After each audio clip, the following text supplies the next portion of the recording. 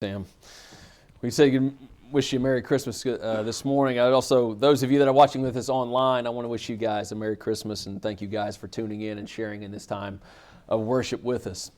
Well, for our message this morning, I want to speak about a passage of Scripture that describes one of the very first events that occurred after the birth of Jesus Christ. And those of you that have your Bibles already out this morning, we're going to be in Luke chapter 2, and we're going to be studying in verses 25 through 35. Again, Luke chapter 2, verses 25 through 35.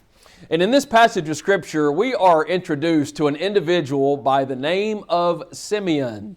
Simeon this is the first and the only time in Scripture where we read about Simeon and the things that he has done. But I'm going to tell you in this short passage of Scripture what an impact that he made, not only to Mary and Joseph, but what he teaches us this morning. Simeon was, in short, a righteous man of God. He was described as devout. And when we talk about someone who is devout, it's one of those individuals that in everything that he did in his life, he was very cautious and he was careful as it related to God. This was an individual that spent a large portion of his life studying and looking for the coming Messiah. We read in 1 Peter chapter 1, verse 10, where Peter says these words. He says, "Concerning the salvation, the prophets who prophesied about the grace that was to be yours searched and inquired carefully." To me, Simeon was without question one of these prophets who spent much of his life studying and searching carefully. As a matter of fact, he dedicated a large portion of his life to the study of the Word of God. And when we read this passage of Scripture in its entirety, it becomes very clear to us that there was a special relationship that developed between Simeon and God. So special. Because of this dedication, because of this study, God used Simeon in a very special way, and one of the ways was to declare to Mary and Joseph what their child shall be and what he shall do. Simeon is an interesting case as it relates to the Holy Spirit. I want you to think in your minds, when we go back into the Old Testament and we read that there's no question that the Holy Spirit comes on people in certain situations, in certain special circumstances, we see the Holy Spirit at work. But we also find in the Old Testament that the Holy Spirit doesn't necessarily stay with that individual continually. God uses that Spirit and the Spirit's power only for that circumstance. It's interesting with Simeon that the Holy Spirit in Acts hasn't fully come on the day of Pentecost at this time. So what that tells us is we could make the argument that the Holy Spirit was with Simeon continually, as the Holy Spirit allowed him to read, to study, to understand, and to discern the Word of the Lord. Now, as we read in this text this morning, because of this special relationship that God had with Simeon, I want you to see what special promise that God made to Simeon. God told Simeon, He said, look, in verse number 26, "You will not die until you see the Lord's Christ." Imagine hearing that promise from God. Verse 26, it says that he will not die until he sees the Lord's Christ. Well, you know, in our day and time, we see people, they may have this chance run-in with, maybe they see one of their favorite movie stars, or they may have a chance run-in with maybe one of their famous sports heroes. And upon this chance meeting, after they leave, they may say such a statement such as, "Oh man, now I can just die." You know, in our lives, we think about, where do these sayings come from? You know, if we think about it, this saying may come from this very promise that God gave Simeon. God told Simeon, you're not going to die until you see the Lord Jesus Christ. For a man like Simeon, who dedicated so much of his life to the study of God's Word and for the searching for the coming Messiah, for him to have the opportunity to see the Christ child face to face, I want you to understand how special that must have been for him. When I read that, and the more I got into that, the more it realized to me that it's a reminder to each of us that how good God is to His faithful followers. He allows these things to happen to us all the time in our life. Bob, I don't know that. I believe that was an appointed meeting with your granddaughter when she asked you that question. God allows these blessings to come upon us that we don't even realize. Same thing happened to Simeon here. This special promise was given to him because he was a faithful follower of God. I want to share a quick story with you that I read it this week, and I thought, I don't know if this necessarily goes with this message, but the more I thought about it, it speaks about God's relationship, and it speaks about how we have this peace that passes all understanding when we have a faithful, a strong relationship with our Heavenly Father. And the story goes, it was after the Battle of Bull Run. And I've got to be real careful here. My father's here this morning. After 40 years of teaching history, if I mess up this, I'll hear about it. But after the Battle of Bull Run, there was a captain by the name of John Imboden. And he was having a conversation with General Stonewall Jackson after he had been injured in battle. Captain Imboden, he looked at General Jackson. He said, General, he says, how is it that you seem to be so cool and that you seem to be so oblivious to the danger that's all around us as these shells and these bullets are flying upon us, especially after you've already been hit? Well, General Jackson looked at the captain. He says, Captain, and he said this kind of in a grave and a kind of a humble manner. He said, my religious belief teaches me to be as safe in battle as I am in bed. He said, God has fixed the time for my death, so much so that I don't even get any worry, but to always be ready, no matter when that time overtakes me. And then he paused for a moment. He says, you know what? He says, I believe this is the way all men should live, so that we all may be as equally brave. Again, I read that story. I was like, I don't know if it necessarily fits, but what it does is it speaks to me and it shows us that what you find in the faithful followers of God, what you'll find is this peace. It's a peace that passes all understanding, even when you're facing potential death. Now, as we jump back into the Scripture, I was reading this and I read it over and I read it over and I read it over, and I was having troubling. So I asked, there's a couple of questions that we need to ask as far as this meeting between Simeon and Mary and Joseph and the Christ child. One thing that kept popped in my mind was, how did Simeon even know what the Christ child looked like? How did Simeon even know what Mary and Joseph looked like? I mean, what are the chances if God told each of us, He says, here you are, I'm going to give you this task. I want you to go into the temple and all of this crowd, and I want you to pick out Mary and Joseph and the Christ child and do the things that Simeon did. What are the chances that we would be successful? Probably not very good. But one important fact that we need to remember was that the Holy Spirit was within Simeon, and there's no question that the Holy Spirit was leading Simeon in this task. I want you to think about your own life. There's some things that we're capable of doing that the Holy Spirit allows us to do that in our minds that are totally beyond our comprehension.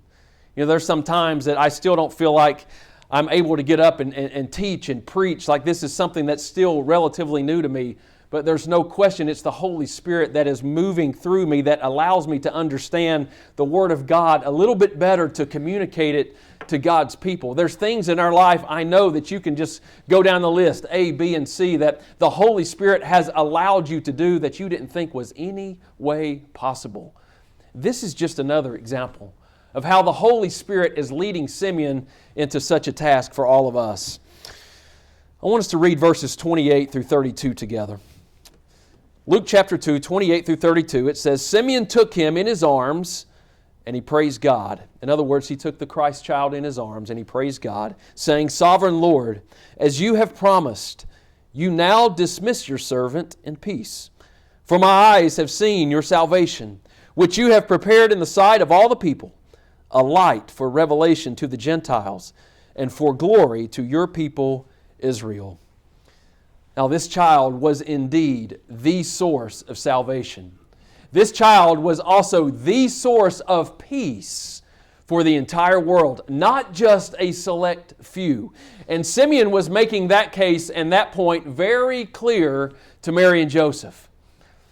In that passage of Scripture in which we just read, I want you to notice something. It's interesting to me that Simeon wasn't afraid of death, was he? He was at peace. What he was overjoyed, but he wasn't surprised that God had fulfilled another one of His amazing promises. Simeon was simply saying this. Simeon was simply telling God, now is the time for me to be dismissed in peace. You know, God's promises should affect each of us in the same way, shouldn't it? I'm going to ask you a question this morning. It's kind of a dark question. How many of you fear death? I hope not. I'm not suggesting that any of us go and seek death, but death is not something the Christian should fear. And I want to reiterate that point with a verse that we read last week as we were lighting the Advent candle of peace, and it comes from John 14:27. This verse speaks to me. It says, "Peace I leave with you, my peace I give to you. I do not give to you as the world gives, so do not let your hearts be troubled, and do not be afraid." Simeon wasn't afraid, was he? Simeon was simply at peace, and so should we. Why? Because the Spirit of God, which is the peace of God, continually dwelt and lived inside of Simeon's heart. You understand that same promise is given to you and I this morning, don't you? You understand that if you've accepted Jesus Christ as your personal Savior, the Holy Spirit, which is the presence of God, continually lives inside of you, and there's a special promise that He not only gives Simeon, but it's a special promise that He gives us. Because that Holy Spirit continually resides within us, we will never die spiritually. That is a special promise that we can take hold of this morning. I want us to shift our focus now, and I want us to think of this meeting that occurred inside of this temple.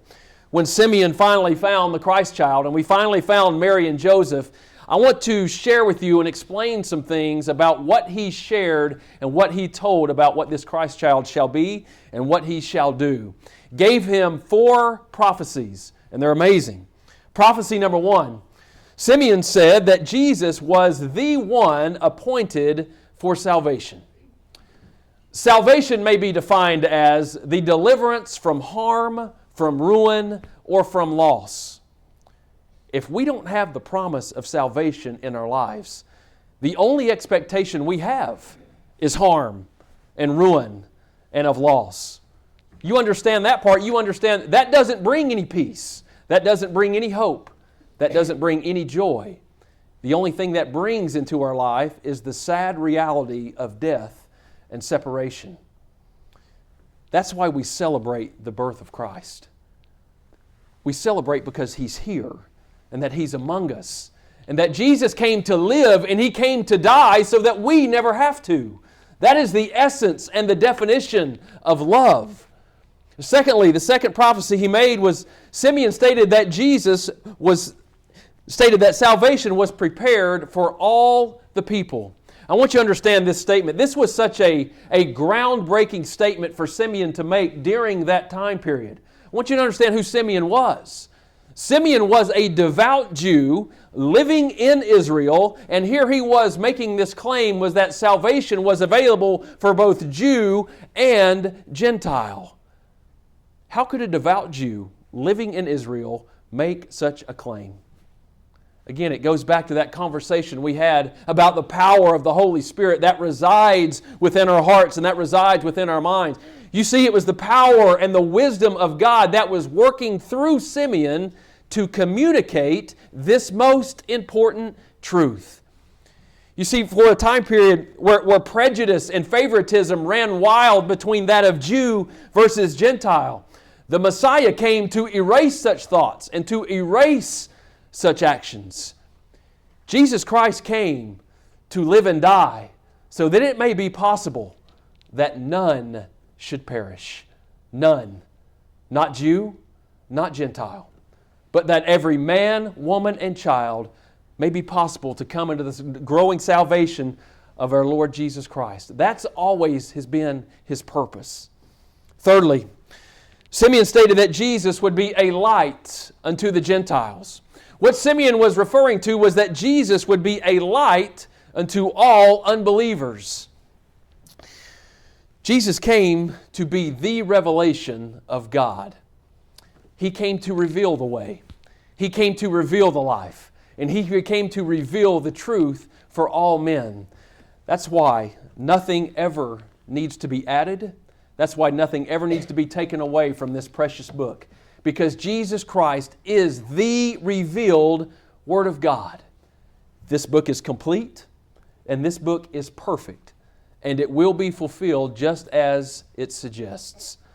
Man has no say in that. Finally, number 4, the fourth prophecy that Simeon gave Mary and Joseph. He states that Jesus will be the glory of Israel. You got to understand, we've spoken at length over the past 3 or 4 weeks that the nation of Israel was longing. They were looking for the coming Messiah. The anticipation of the coming Messiah was so great during that time period. And Simeon wasn't any different than the other people in Israel. In verse number 25, it says, Simeon and the people of Israel were longing for the consolation of Israel. What does that mean? That means that everyone was looking and they were watching because they were longing and they were desperate to be restored to their former glory. They were desperate to get out from the tyranny of Roman control. They were desperate for their Messiah to come. And after His birth, He was here. He is among us. Now, in another sermon for another day, we can talk about the various reasons why some Jews did not accept this Messiah. But the fact was that God sent His appointed Son to be the salvation of man. And there were many people within Israel in that day that believed that message. And Simeon was one of those who believed. Now, as parents, if we place ourselves in the place of Mary and Joseph in that time, I want you to think about the pride that must have filled their hearts upon hearing the things that were being spoken of their Christ child. It says that Mary and Joseph, they marveled at the things that were being said. I mean, what would we do if we heard these same 4 prophecies given about our son? I mean, if we're being honest, the one thing that we can all agree on is that we love to hear compliments about our kid, right? If there's anything that brings joy to us in our life is that when someone compliments our children. I don't believe that Mary and Joseph were any different in that sense. But here's the greatest difference between our children and that of Jesus Christ. Was that there was a gentleman there by the name of Simeon within the temple that day that was about to lay out for Mary and Joseph and was about to lay out for the entire world what this child will do in his life. You see, this child was going to cause the rise and the fall of many. This child was either going to be the stumbling stone or he was going to be the chief cornerstone. As I'm speaking to you this morning, for those that are watching with us online, Jesus Christ is either one of those 2 things to you this morning. You see, there were many people back then, unfortunately, and there are many people even today that continue to stumble and that continue to fall over this gospel message. They cannot in their hearts fully believe or fully trust or place their faith in this man Jesus Christ, and thus they fall away. But there are others that continue to rise up because of this man. Because they put their faith, they put their trust, and they put their belief in this man, Jesus Christ, and thus He has become for them their chief cornerstone. What that means is the foundation of their life is placed upon Him. That's what Simeon believed. And I pray this morning that's what each of you believe as well. You know, in verse 35, Simeon gives Mary a kind of a grim forecast of what she would have to witness as the mother of Christ. You see, in verse number 35, he was referencing for her the death of her son when he shared these words with her. In verse number 35, he said, "A sword will pierce your own soul too." As difficult as that was for Mary to watch and for Mary to endure as the mother, she, like Simeon, over time, she began to develop this peace in knowing that this act of death, what it was really it was an act of love. Because she came to the realization that the Holy Spirit would then come and indwell our hearts forever. It's that same peace that Simeon had.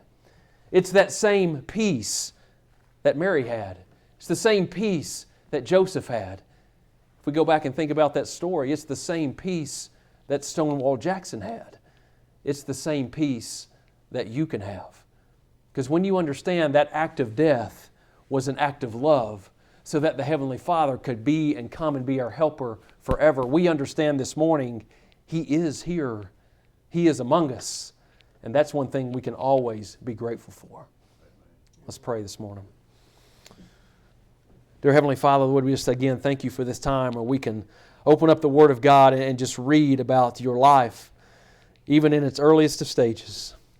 Father, we just thank you for this appointed meeting between Simeon and Mary and Joseph and the Christ child. Father, we thank you for individuals such as Simeon who dedicate their life to the study of God's Word. And because of that, Father, they just develop such a special relationship. Father, help that motivate us and encourage us to get into the Word of God. Father, to get closer to you in our walk, because we know what special relationships that we can have because of that. Father, we take these 4 prophecies that were given that day by Simeon to Mary and Joseph, Father, and we just ask that you help us to understand, to be able to see very clearly, Father, what you are to us and what you are to the world. Father, because you loved us, you came and saved us. Father, I thank you for this church. I thank you for this church family. We pray all these things in Jesus' name. Amen.